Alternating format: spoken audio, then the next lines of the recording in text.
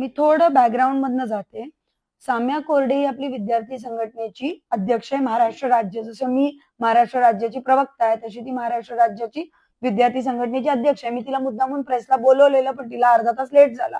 तुम्हाला वेळ असली तर जाता जाता कदाचित तुमची आता भेट होईल तिच्यासोबत. पण तुम्हाला मी सांगते की दिल्ली पोलीसचा आपण निषेध करतो ना, की ज्या पद्धतीने त्यांनी विद्यार्थ्यांना मारलं. महाराष्ट्रात काय झालं तुम्हाला सांगते. साम्या नावाची आमची विद्यार्थी संघटनेची मुलगी, धर्माने हिंदू, 10वी आणि 12वीत बोर्डात आलेली मुलगी, LLB मुलगी. तिच्या वडिलांनी अख्खं आयुष्य एक बिल्डर म्हणून आणि धारावीमध्ये ऍक्टिव्हिस्ट म्हणून त्यांनी काम केलं. ते मुंबईत आमदारकीला पण उभे होते. त्या मुलीला डिटेन करतात, 14 तास डिटेन करतात, कारण की ती प्रोटेस्टला चालली आहे.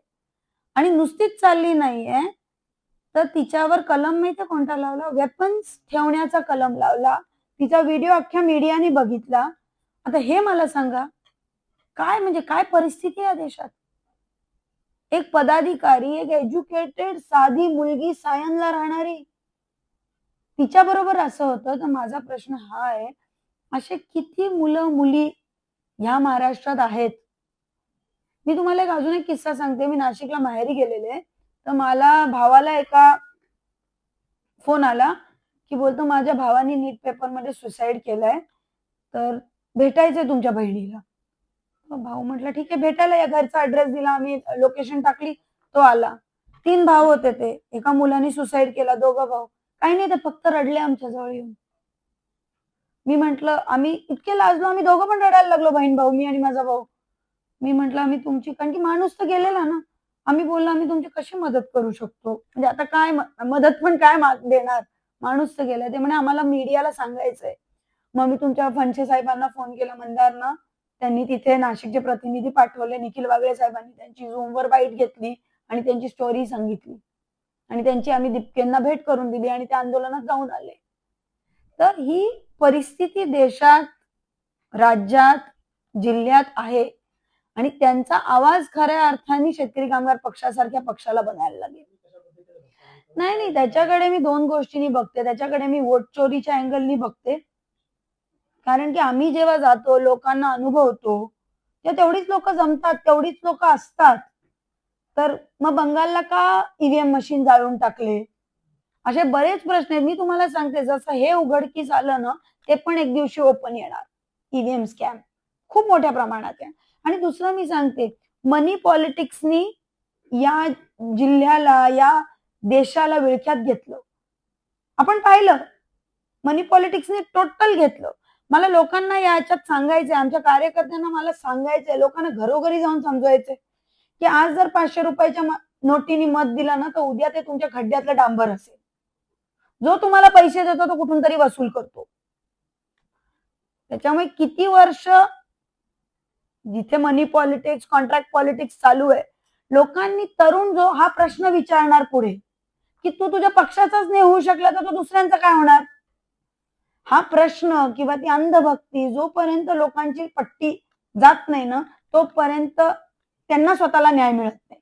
आम्ही आहोतच त्यांना न्याय द्यायला.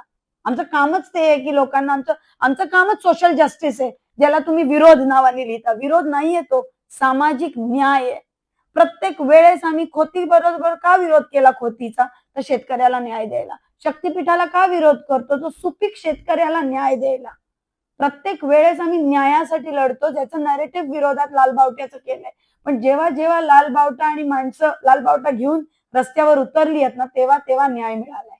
तुम्हाला माहिती आहे, शेतकरी कामगार पक्षाचा वर्धापन दिन असतो आणि त्या निमित्ताने खालापूरला आपला यावर्षी मेळावा होतोय आणि या मेळाव्यासाठी मित्र पक्षाचे हर्षवर्धनजी सकपाळ आणि रोहितदादा पवार तसेच भाई आणि आपले सगळे नेते उपस्थित असतील. जवळजवळ 10 ते 15,000 लोकांचा मॉब आम्हाला एक्सपेक्टेड आहे आणि दरवर्षी हा पण होतो आणि खूप दिमाखात होतो. तर त्या संदर्भात आज आपण ही प्रेस कॉन्फरन्स बोलवली की तुमच्या चॅनलच्या द्वारे, तुमच्या युट्यूब चॅनलच्या द्वारे, प्रिंट नेटवर्कच्या द्वारे हे तुम्ही लोकांना सांगा, कळवा. आणि देशात सध्या खूप मुद्दे चालू आहेत की ज्याच्यामध्ये एका पक्षाने भूमिका बजावते. तुम्ही स्वतः कव्हर केलंय अनेक वेळा. मेन म्हणजे विद्यार्थ्यांची जी भूमिका चालू असेल किंवा देशातली जी हुकुमशाही आहे त्याच्या विरोधात एक एल्गार पुकारला वेगळ्या वेगळ्या पक्षांनी संघटनेनी, त्याचा आम्ही एक भाग होत. तर या संदर्भात मला वाटतं प्रामुख्याने त्या वर्धापन दिनाला चर्चा होईल, रणनीती ठरेल, पक्षाची पुढची हे कशी असेल ते ठरेल आणि जे निष्ठावंत कार्यकर्ते आहेत आमचे सगळे ते तिथे उपस्थित राहतील. राज्यातले मला वाटतं कमी येतील, प्रमुख लोकच येतील, पण रायगड मधलेच कमीत कमी 15-16 हजार कार्यकर्ते येतील हा आमचा अंदाज आहे. कदाचित आदित्यजी येतील, पण मी आता मुद्दामून त्यांचं नाव नाही घेतलं कारण की त्यांचं अजून मला पूर्ण कन्फर्मेशन येणं बाकी आहे, कारण की त्यांचा अजून एक कार्यक्रम क्लॅश होतोय, पण नाही तर आदित्यजी नक्की येणार आहेत. नाही, मुळातच आता देशात काय झालंय की एक प्रचंड हुकुमशाही, प्रचंड घमंड आपल्याला या सरकारकडनं या विद्यार्थी आंदोलनात दिसून आली. त्याच्यात विद्यार्थ्यांनी जेनझीनी त्याचा विरोध केला. मग विरोधी पक्ष, प्रत्येक पक्षाचे नेते असतील किंवा आमच्यासारखे पक्ष असतील, यांनी त्याच्यात आवाज उठवला. मग जो लाठीचार्ज झाला तो मला वाटतं फार भयंकर होता. म्हणजे जे जालियनवाला बागची वगैरे त्याला बघून आपल्याला आठवण झाली आणि त्या पार्श्वभूमीवर सगळी पुढची चर्चा होईल की हे कुठेतरी थांबलं पाहिजे आणि तिथे पुढे अमित शहानी पण राजीनामा दिला पाहिजे आणि या पद्धतीचं जे वातावरण या देशात दूषित झालेलं आहे त्याच्यावर खऱ्या अर्थाने तिथे वैचारिक बैठक झाली पाहिजे असं मला वाटतं.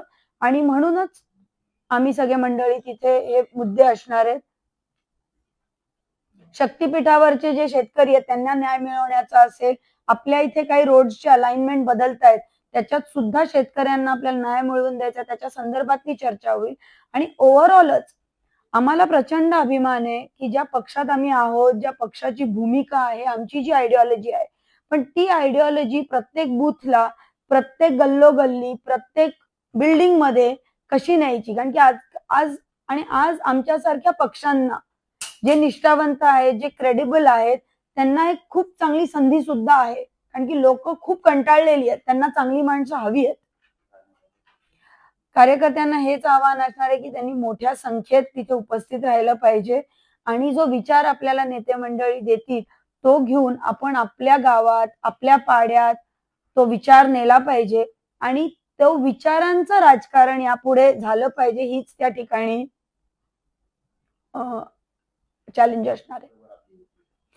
स्थानिक लेवलला या ज्या हे आहेत थोड्याशा, त्याला मी आघाडी म्हणतच नाही, ती एक ऍडजस्टमेंट असते त्या ठिकाणी तेवढ्यापुरती. आज हा जो विषय तो खूप व्यापक आहे आणि त्याच्यात तो बदल वेगळा असणार आहे. आज देश वाचवायची एक भूमिका घ्यायला लागणार एक पक्ष म्हणून, तर त्याच्यावर जास्ती आमचा फोकस असणार आहे. नाही, शेका पक्षाची मतं ही फिक्स आहेत. आमची काय मतं कमी झालेली नाहीयेत, काय नाहीयेत. इलेक्टोरल पॉलिटिक्स मध्ये थोडं अपडाऊन झालंय, पण ते पण मी तुम्हाला सांगते, जर कंगना राणावत हे कोट करा, जर कंगना राणावत या देशाच्या पार्लिमेंटमध्ये जाऊ शकते तर वोट चोरी ही नक्की खरी. त्याच्यामुळे आम्ही इलेक्टोरली जिंकतो का नाही जिंकतो का मत लोक टाकतात आणि दुसऱ्याला पडतं हा पण विषय, पहिली गोष्ट. दुसरी गोष्ट म्हणजे मी मरगळ समजणार नाही, कारण की आकडेवारीत जर तुम्ही बघितलं तर या जिल्ह्यात आमची अजूनही 5 ते 6 लाख मतं तशीच्या तशी ठाम आहेत. मला सुद्धा मिळाली, सगळ्या मतदारसंघांमध्ये मिळाली. तर आम्ही कार्यकर्त्यांना हेच आवाहन करणार आहे की आपली निष्ठा, आपले विचार ठेवून आपण ते वाढवू कसं शकतो, पुढच्या पिढीला कसं नेऊ शकतो. आम्हाला खूप अभिमान वाटतो आमच्या नेत्यांचा की त्यांनी सत्तेसाठी कधी कॉम्प्रोमाइज नाही केला.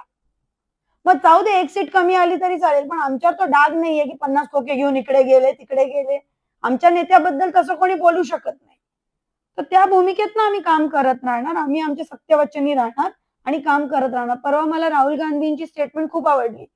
ते म्हटले पुढच्या 10 निवडणुका मी हारलो तरी चालेल, पण जाती धर्माधर्मात भांडणं लावून मला निवडणूक जिंकायची नाहीये. तर आमची पण तीच भूमिका आहे, जी आमची गरिबाशी बांधिलकी आहे, जी निष्ठा आहे, ती घेऊनच आम्ही चालणार. पण हे तुमचं म्हणणं बरोबर आहे की आपण जे काम करतो आणि आपण जे काम करणार आहे ते आपल्याला सर्वसामान्य जनतेपर्यंत आम्हाला, मी कबूल करते की आम्हाला अजून डीप पर्यंत पोहोचवायला लागेल आणि तोच आमचा पुढच्या काळात प्रयत्न असेल आणि त्याच्यासाठी हा मेळावा आहे. म्हणजे मी तुम्हाला सांगते, शेका पक्षाच्या प्रेस कॉन्फरन्स पूर्वी व्हायच्या का? नाही व्हायच्या. ते ह्या जो बदल आहे, काळाप्रमाणे जो बदल आहे, म्हणजे आमचं इंस्टाग्राम हँडल पण नव्हतं. आज आमच्या दिवसाला 10 पोस्ट पडतात इन्स्टावर आणि त्याच्यावर कमेंट कोण करतं, शेअर कोण करतं याची चर्चा होते. हे जे कम्युनिकेशन चॅनल्स आहेत ना ते आम्ही ओपन केलेत पहिल्यापेक्षा.